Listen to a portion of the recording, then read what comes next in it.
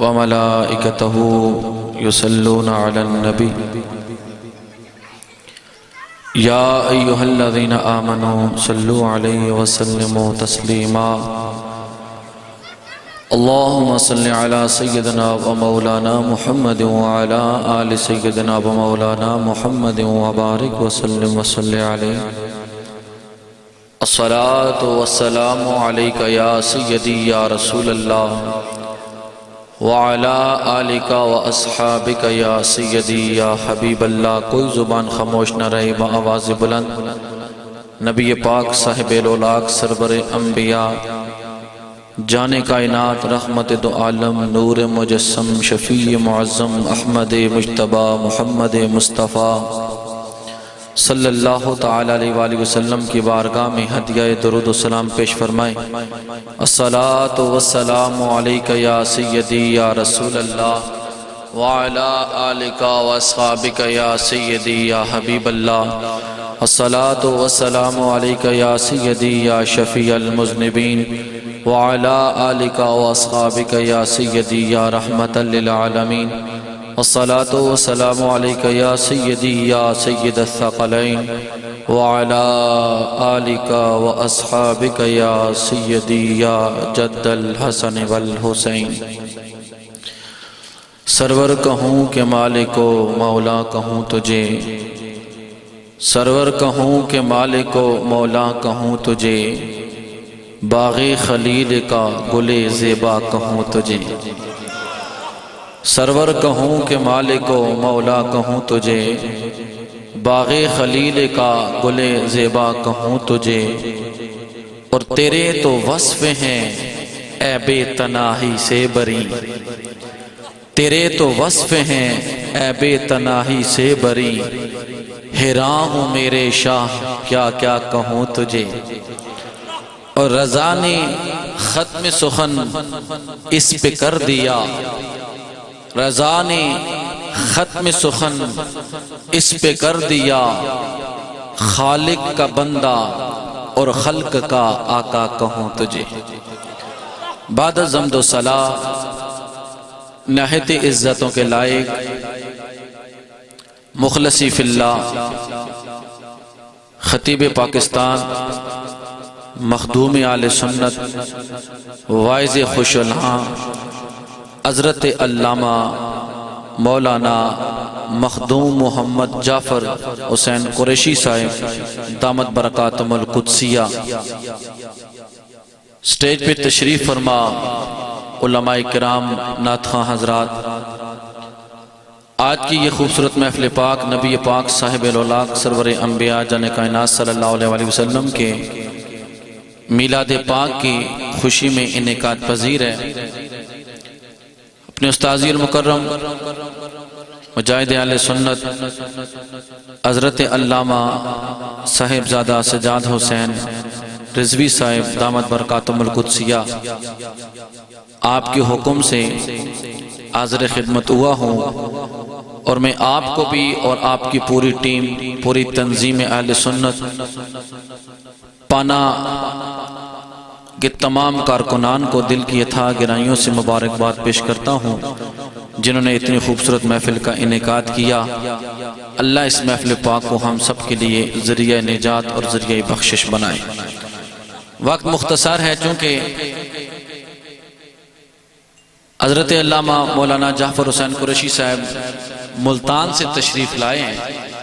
اتنا لمبا سفر کر کے یہاں پر اور واپس آپ نے رات کو سرگودہ خطاب کرنا ہے تو میں زیادہ دیر آپ کی اور ان کے درمیان عائل نہیں ہوتا، لیکن ان کو پتہ چلے کہ آپ سب عاشقان رسول بیٹھے ہوئے ہیں، نبی سے پیار کرنے والے، نبی سے محبت کرنے والے، نبی سے عشق رکھنے والے.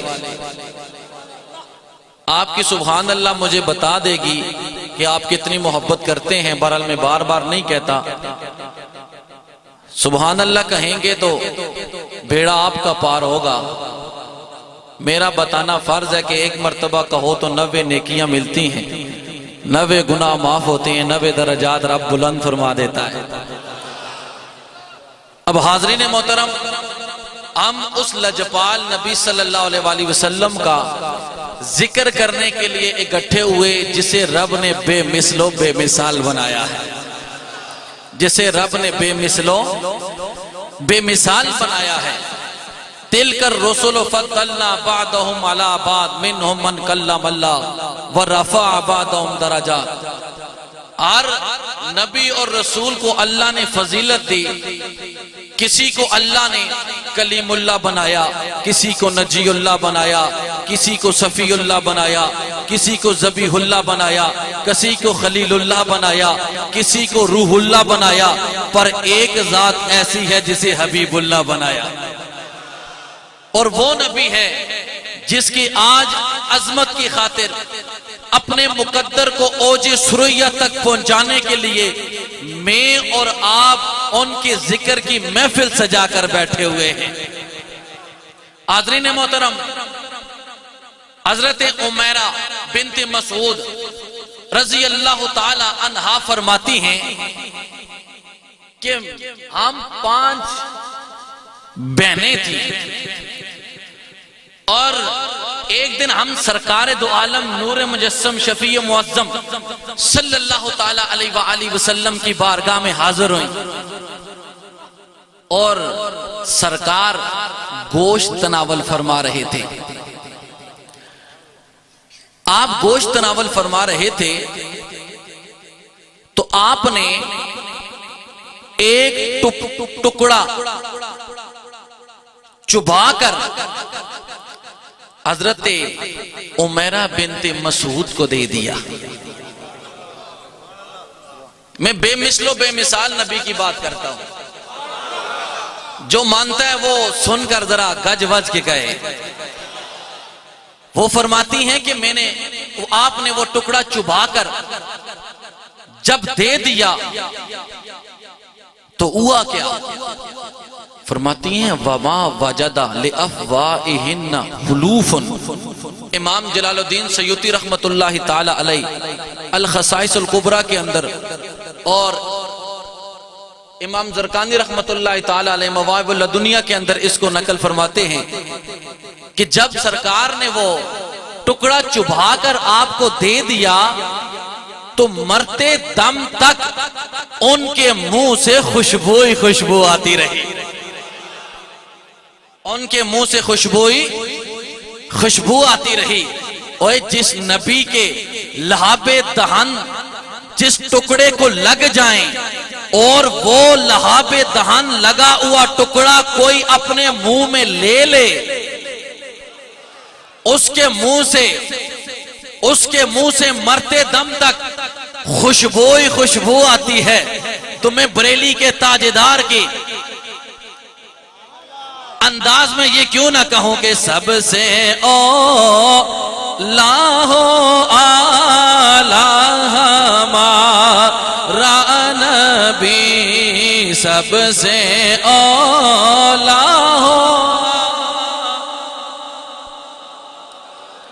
یہ کون ایسا ہے جسے یہ نعت نہیں آتی؟ ہر بچے کو یہ نعت یاد ہے، لہذا تمام احباب گونج پیدا کریں تاکہ پتہ چلے عشاقان مصطفیٰ بیٹھے ہوئے ہیں، اپنے بے مثال و بے مثال نبی کا ذکر کرنے کے لیے بیٹھے ہوئے ہیں۔ سب سے اولا نبی، سب سے اولا نبی، سب سے بالا نانا مجھے ابھی تک پتہ نہیں چل رہا کہ آپ کس محبت سے بیٹھے ہوئے ہیں۔ ابھی تو آپ نے مخدوم اہل سنت کو سننا ہے، وہ بے جان مجمع سے گفتگو کرتے ہی نہیں، وہ جاندار جاندار قسم کے مجمع سے گفتگو کرتے ہیں، لہذا آپ اپنا آپ بتائیں کہ ہم سرکار سے محبت کرنے والے لوگ بیٹھے ہوئے ہیں، تاکہ آپ کی گونج سے ان کے ملتان سے یہاں تک پہنچنے والے سفر کی تھکاوٹ دور ہو جائے۔ تمام احباب ذرا ہاتھ اٹھا کر میرے مصطفیٰ کی نعت پڑھیں، سب سے اولا نبی، سب سے اولا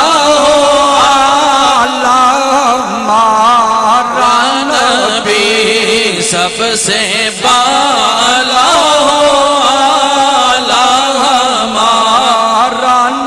سنو میرے سونے لجپال نبی صلی اللہ تعالیٰ علیہ وآلہ وسلم کے غلاموں، ابن ماجہ کی حدیث اور امام جلال الدین سیوطی رحمت اللہ تعالیٰ علیہ الخصائص الکبریٰ کے اندر بھی اس کو نوٹ فرماتے ہیں۔ آپ فرماتے ہیں کہ وائل بن حجر رضی اللہ تعالیٰ عنہ آپ نے فرمایا سونے لجپال نبی صلی اللہ تعالیٰ علیہ وآلہ وسلم کی بارگاہ میں ایک ڈول لایا گیا، پانی سے بھرا ہوا لایا گیا، اس کنویں سے لایا گیا جس کنویں کا پانی بڑا کھارا تھا، کوئی پی بھی نہیں سکتا تھا۔ سونے لجپال نبی صلی اللہ تعالیٰ علیہ وآلہ وسلم کی بارگاہ میں اسے لایا گیا، یا رسول اللہ فلاں کنویں سے لے کر آئے، اس کا پانی جو ہے وہ پیا نہیں جا سکتا۔ سونے لجپال نبی صلی اللہ تعالیٰ علیہ وآلہ وسلم نے کیا کیا، اس میں سے پانی تھوڑا سا لیا، لے کر کلی فرمائی، کلی فرمانے کے بعد اس ڈول کے اندر ڈال دیا گیا، پھر فرمایا جاؤ جا کر اس ڈول کو کنویں کے اندر ڈال دیا جائے۔ سونے لجپال نبی صلی اللہ تعالیٰ علیہ وآلہ وسلم کے وہ لہاب دہن کا مسکوا پانی جب اس کنویں کے اندر ڈال دیا گیا، ہوا کیا کہ اس کے بعد اس کنویں کے اندر سے کستوری کی خوشبوئیں آنے لگ گئیں۔ نعرہ تکبیر، نعرہ رسالہ، نعرہ حیدری، جشن میلاد النبی۔ میرے سونے لجپال نبی صلی اللہ تعالیٰ علیہ وآلہ وسلم کے غلاموں، جس مصطفیٰ کریم علیہ السلام کا لہب دہن مبارک جس کنویں کے اندر چلا جائے، وہ کنواں بھی اس سے بھی کستوری کی خوشبوئیں آنے لگ جاتی ہیں۔ تو میں گج وج کے کیوں نہ کہوں کہ سب سے اولا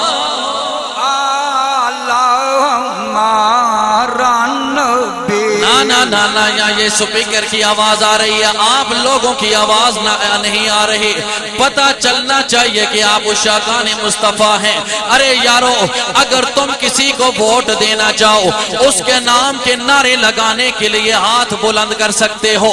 یہ میرے مصطفیٰ کی نعت کی بات ہے، لہذا میرے مصطفیٰ کے نام پر ہاتھ بھی آپ کے بلند ہونے چاہیے، زبان سے میرے مصطفیٰ کی نعت بھی ہونی چاہیے، تاکہ مدینے والا خوش ہو جائے۔ اللہ کی عزت و جلال کی قسم، جس سے آمنہ کا لال خوش ہو جائے، میرا رب بھی اس سے خوش ہو جاتا ہے۔ سب سے اولا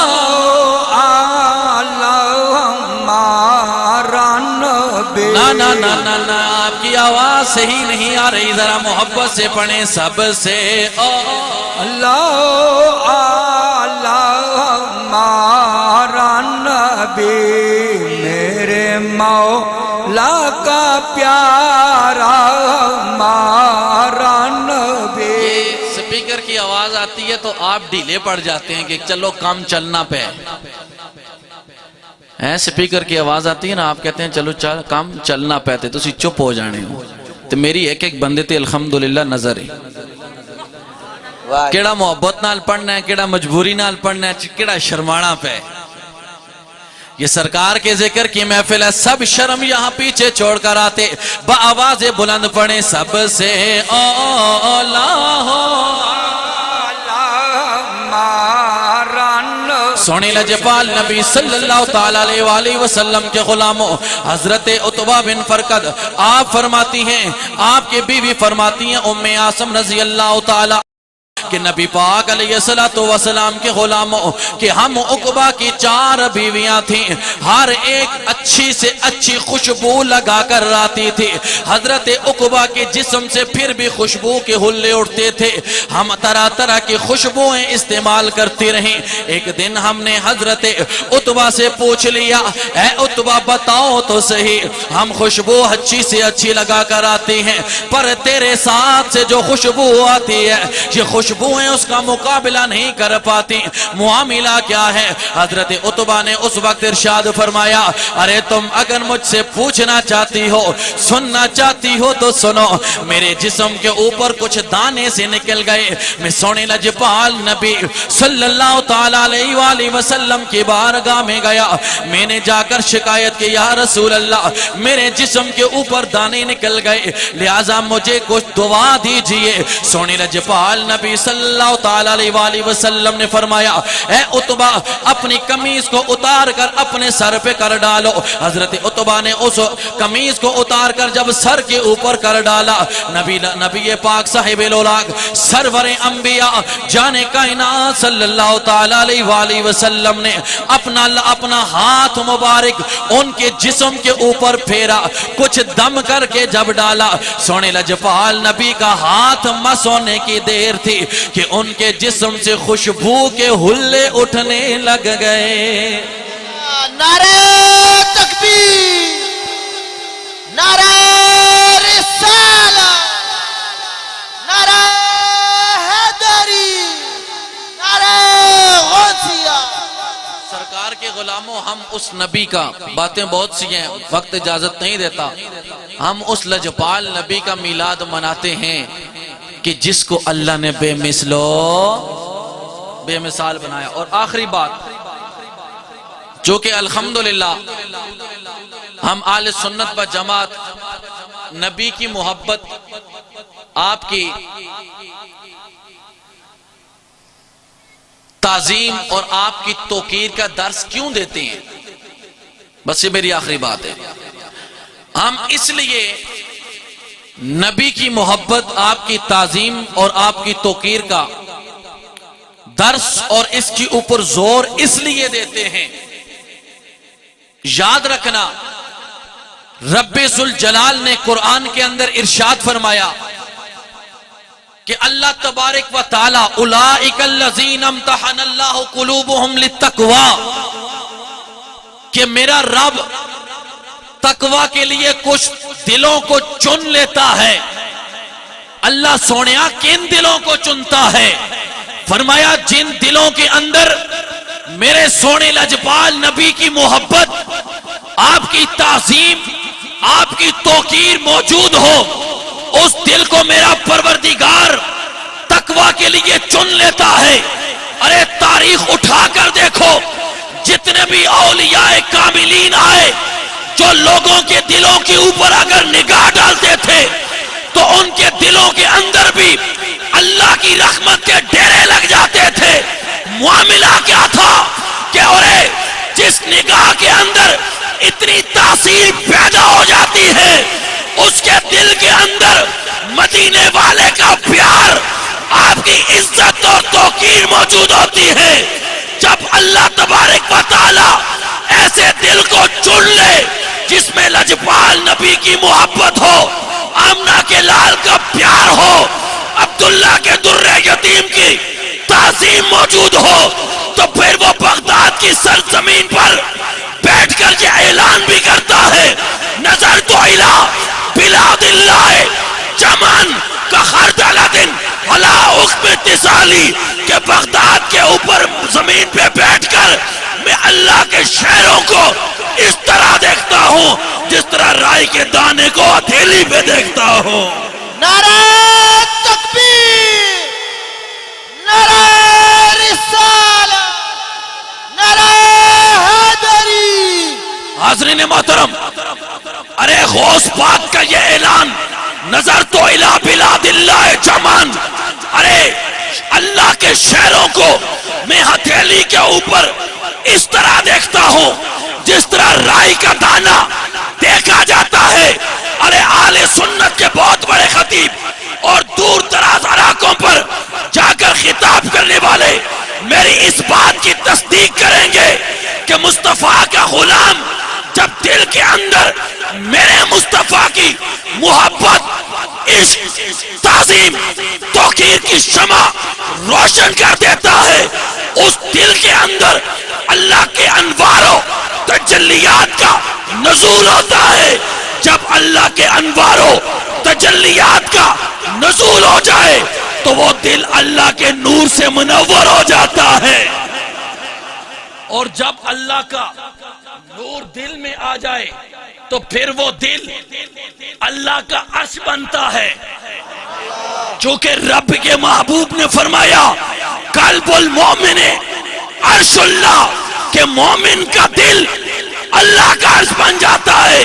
ارے غوث پاکوں، داتا علیوں، عند الولیوں، غوث جلیوں، یا گولڑے کا بابا میرے علی ہو، کوئی بھی ہو، اس کا دل عرش اس وقت اللہ کا بنتا ہے جب کملی والے کی محبت، تعظیم اور توقیر کی شمع دل کے اندر روشن ہو۔ ہاں یہ تعظیم مصطفیٰ کے بغیر ممکن نہیں۔ نماز کا بھی نور، قرآن کا بھی نور، زکوٰۃ کا بھی نور، روزے کا بھی نور، پر یہ دل کے اندر اس وقت ٹھہرتا ہے جب اس دل کے اندر میرے مصطفیٰ کی تعظیم موجود ہو۔ حاضرین محترم، لہذا ضرورت اس امر کی ہے، نماز کو بچانے کا واحد ذریعہ میرے مصطفیٰ کی تعظیم ہے، روزے کو بچانے کا ذریعہ واحد میرے مصطفیٰ کی تعظیم ہے۔ اللہ کے حضور یہ دعا ہے کہ رب کائنات ہمیں مدینے والے کی سچی سچی غلامی نصیب فرمائے، اور آپ کے عشق میں زندگی اور آپ کی غلامی میں موت نصیب فرمائے۔ آپ کے نعروں کی گونج میں مخدوم آل سنت، مجاہد آل سنت، پیکر اخلاص و محبت، تسی بھی کچھ بولو نا، سبحان اللہ، ذرا گاج آواز کی بولو۔ اے آج میں تھوڑے تھے میرے تے غصے لگنے کہ میں اس چاڑ کے کتھے آندھے، تو لہذا انہاں ہی گال ایک سنائی امام زین العابدین علی، والقازمین الغیظ والعافین عن الناس۔ تو لہذا یہ وہی معاملہ میرے ساتھ فرمائیں گے، تو اے خطاب تا اے جا کرسن، ویسے بھی اے خطاب جس ٹائم کرن دلے وچ لینے والا خطاب ہونے۔